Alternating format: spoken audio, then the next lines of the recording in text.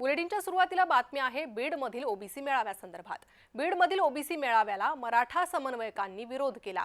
छगन भुजबळांनी राजीनामा द्यावा, मराठ्यांनी ही मागणी केली आहे। ओबीसी मेळाव्याला विरोध नाही, छगन भुजबळांना विरोध असल्याची भूमिका स्पष्ट केली आहे। मराठा समन्वयकांची ही भूमिका आहे। भुजबळांनी बीडमध्ये पाय ठेवू नये, मराठा समन्वयकांनी इशारा दिलाय। बीडमधील ओबीसी मेळावा पुढे ढकलण्यात आलेला आहे।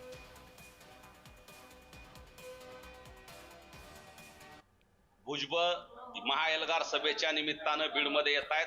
ते मराठा समाजाला विरोध करायला येत आहेत। हैदराबाद गॅजेटच्या GRला विरोध करायला येत आहेत आणि येत असताना ते मंत्रिपद वर बसून येत आहेत।